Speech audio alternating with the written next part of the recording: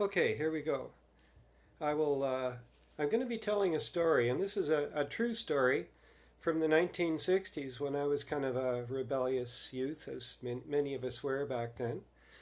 In 1966, LSD was the most transformative tool that I had discovered as a young person. It allowed me to explore philosophical things that I had only read about before, that people had experienced. So, anyways, I was so enamored with LSD and I should say too that it was actually legal at the time. There was a time when LSD and mescaline and psilocybin and other visionary drugs were actually legal. So, anyways, I decided that I was so interested in this that I would, as a public service, make it available at high school. I was an LSD dealer at high school, and just actually, my partner Barbara of 44 years we've been together, she was one of my early customers. It was an interesting connection. So I didn't sell it for profit. I only sold it to make it available so that other people who had wanted to have visions and explore it could make it, could do it easily, acquire it easily. And this was the era of Timothy Leary. It was This Hour Had 7 Days, had essays about programs about the people discovering things about life, things about religion. In fact, I should add that even Buddhist magazines, claimed that the effects of this kind of drug actually brought Buddhism into reality. Tricycle magazine had an issue about this. So anyways, a few years later I met Barbara after she was a customer, and I had moved to New Zealand, and she lured me back to Burlington by letters and poems, and we've been together ever since. So it's kind of starts out as the way that I met my love. But anyways, to tell the story, this is a story about a dream that saved me from many years in prison from this adventure. I had actually experimented with LSD and also mescaline because in Burlington, Ontario, there was a cactus dealer called Ben Valduis, and he sold peyote cactuses. In fact, he had dedicated at least an acre or two of his greenhouses to growing peyote cactus. And I remember the RCMP asked him to close down his operation. And as he said to them, well, is it illegal? And they said, well, no, it's not illegal, but we want you to close it down. And he says, but that's one of my hottest selling cactuses. I remember it was in the newspaper. And so he continued to sell for many years. So anyways, these things were legal at the time, but a few years later they became illegal.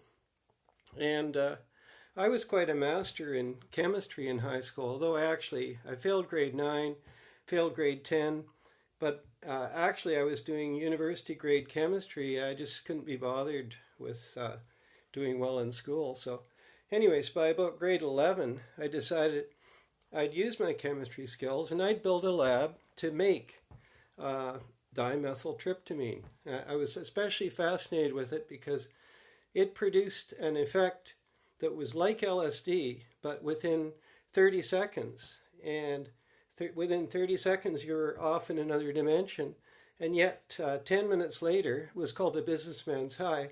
10 minutes later, you'd be perfectly straight again. So as a high school student, I thought, well, this is ideal. I can wait for a spare, and we can go off to the Twilight Zone and come back and get 100% in the math exam in the next class, which I was actually doing fairly well by grade 11. So anyways, to make a long story even longer, I'll add in a few details. I was planning to just read the script, but I thought it'd be more fun to just wing it, see how I do with the story. Well, anyways, I was very good at chemistry, and I ended up building a very sophisticated chemistry lab. Like, not as sophisticated as the Breaking Bad TV series, but one nonetheless capable of synthesizing organic chemicals of my choice.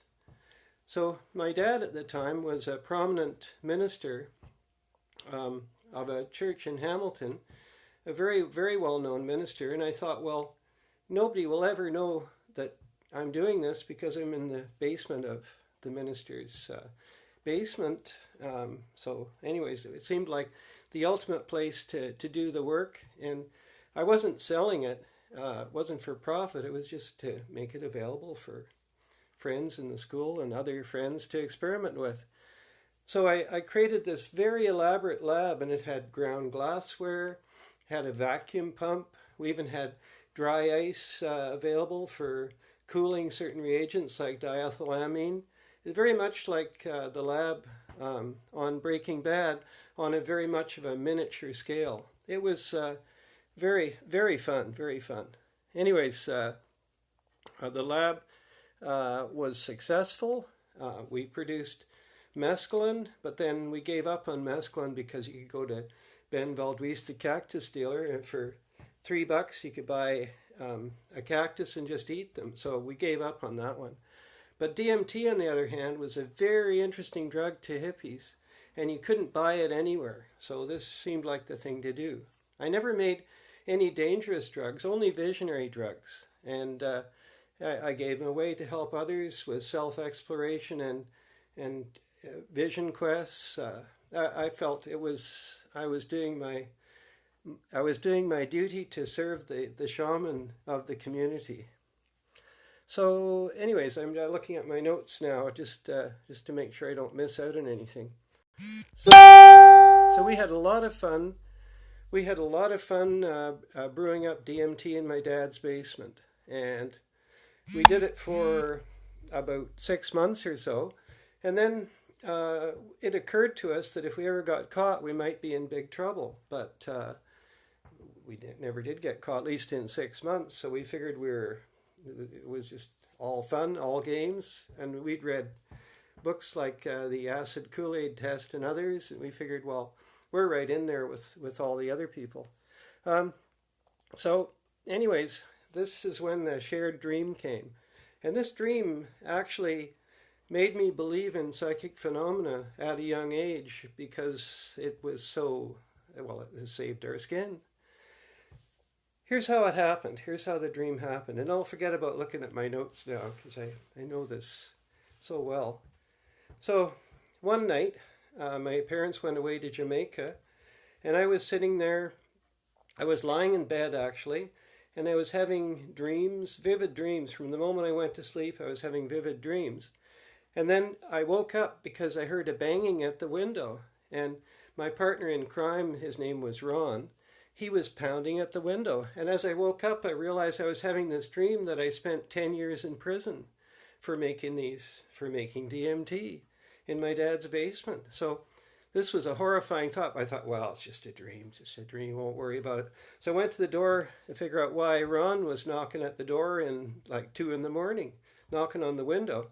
I let him in the front door, and he said, Ian, I got to talk to you. He said he couldn't get to sleep because this dream kept coming back to him that we were going to spend 10 years in prison if we didn't clean up our act and get rid of this stuff. So as soon as I heard that, my heart jumped, and I realized that there was something happening here. The universe was telling us, someone was telling us. Neither of us were theistic really, but we did believe there were magical forces, and this was an example of something that had to be acted on. So we went down in my basement, my dad's basement, and he had a little mini car. We loaded the complete lab into his car, and we moved some of the stuff to his place, and the more dangerous stuff, at least as far as being incriminating, we buried in the farmer's field some distance away. Several days later, we stored it at Ron's place for the time being. And the vacuum pump we sold to Rochdale College in Toronto because there were synthesizers there who needed that equipment. So I spent the whole night after Ron left. He took all the equipment away, and I was worried because there were chemical spatters on the wall that, if they did scrapings from the wall. I'd watch a lot of detective shows, and I knew about, this kind of thing. You really had to be careful to clean up your act. So we washed the walls, or I washed the walls for about 2 hours, and there's a big drain in the middle of my dad's floor, and I watched the water go down there, and I washed until there were no traces of powder. And then, just to be cool, I got my 10-year-old, when I was 10 years old, I got a little chemistry set. I plunked that on the table, just in case the police actually did raid us. I thought it'd be kind of fun to show them my chemistry set. So, so we thought we were just being silly and nothing would happen. So off I went to sleep. We went up to Tim Hortons actually at sunrise, and I went off to sleep about 7 in the morning, having been up all night. And lo and behold, if at 8 o'clock in the morning, there was a pounding at the door, and there were 2 RCMP, 2 OPP, 2 local police, and they wanted to come in, and I said, well, you have to have a search warrant. I watched enough detective shows to know that. But lo and behold, they did have a search warrant. I was kind of shocked, but as I was letting them in, I looked out and I noticed that my parents' dining room window was open, and there were 2 flats of marijuana plants ready for transplanting. And I thought, oh my God. So I quickly ran over as they came in and closed the windows, and I explained to them I didn't want the neighbors to see the police raiding us. And I also didn't want them to go in the backyard. So I said, I bet you want to see my lab. And so they were very excited. And they quickly, I said, where is it? It's in the basement. So they rushed down the basement ahead of me. And I heard them down there looking, and I sauntered down the stairs. And they said, well, where's your lab? And I said, well, there it is there. My dad gave it to me when I was 10 years old. And oh, they were furious. They said they knew I had a sophisticated lab. So they looked in the crawl space, and they looked various places down there for a long, long time. They even went up in the attic. They looked everywhere. But fortunately, they never looked in the backyard, because I would have been in big trouble. Although marijuana is legal now, it certainly wasn't legal back then. So anyways, so I'm not sure how much of this story I'm going to tell in this episode, but I'll just look for any comments. Should I continue and tell the rest of the story, or leave it for another night? I'm just going to take a break here for a second. Okay, I'll continue on. So anyways, they took me down to the station to question me. Now, I was, I guess, about 18 or 19 or something at the time. I was late for getting out of high school because I failed grade 9 and I failed grade 10, as I said before. So they took me down the station, and they did the bright light thing, asking me questions. But I had seen a lot of detective shows and Mission Impossible and stuff. So I made sure that I didn't say anything. In fact, when I was 16, I'd learned to meditate. And so I told them that I wasn't going to say a thing. I was just going to sit here and meditate. And so they kept asking me questions, and I just sat like this, absolutely silent. And every once in a while they'd say, well, you know, if you're innocent, you have nothing to hide.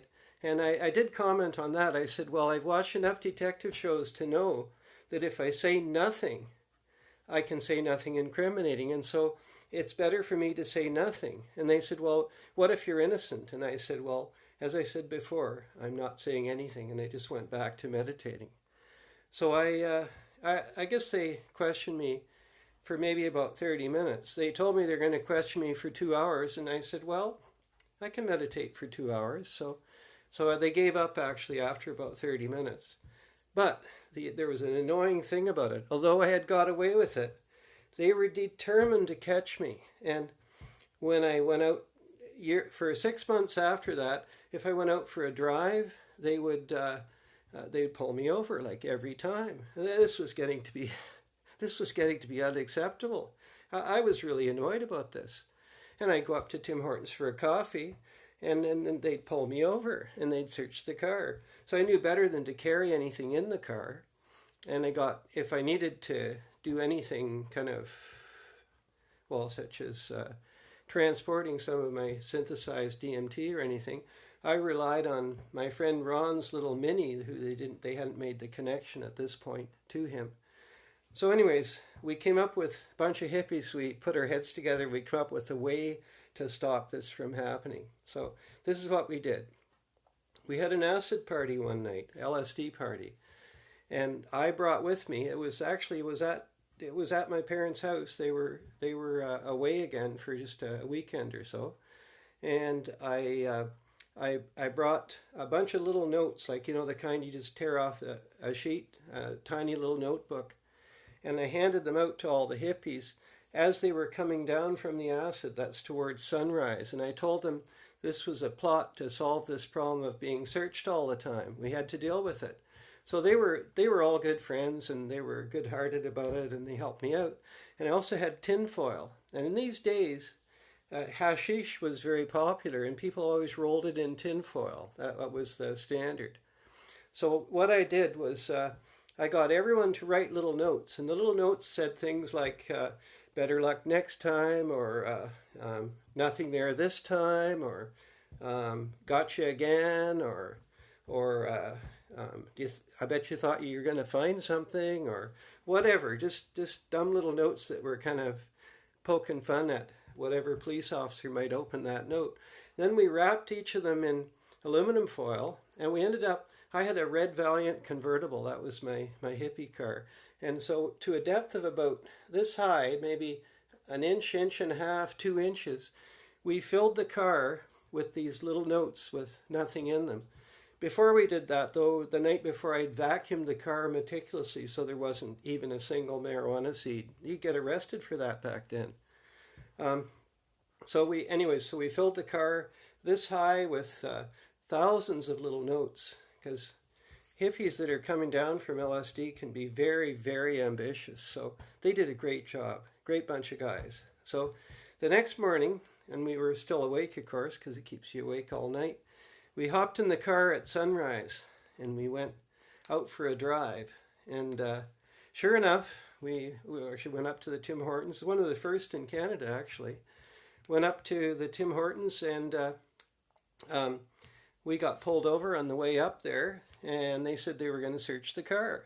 So we thought, this is great. We all piled onto the hood of the car, laughing and joking, and said, well, and it was a convertible too, so we had the top down. We could call to the cops over the hood of the car, and we were laughing and joking, and they were going to give up several times, and I said, well, think of how we're going to laugh about this, realizing that there was a chunk of hash down there that you hadn't come across yet. So back they went to search. But they did actually give up after maybe 30, 40 minutes or so. And then they went away, and we went into Tim Hortons for a coffee, and everyone split up and went home, and we slept, got our sleep caught up on. And so the next day I went out for a drive, and some rookie cop pulled me over. And he wanted to search the car because the car was marked. They always search the car. I said, you better phone back to the cop shop, because I'm not sure if you really want to search that car. So I heard him call back on the radio, and he says, it said something about calling back and seeing what about this car. And I heard loudly over the radio, don't bother to search that car. And, I never got searched again. Never. They never pulled me over again. But the thing is that I never made drugs again. I had learned my lesson. But if it wasn't for that dream, I would have not only learned my lesson, but I would have spent 10 years in prison. So thank God for visionary dreams. So anyways, have fun, everyone. I hope it was a good story. I'm just sort of working my way up to doing some Facebook Live, some YouTube channel stories like this. I have a lot of stories from my hippie days, and I was kind of a wild hippie, I have to admit. So anyways, hope it was fun. Bye for now.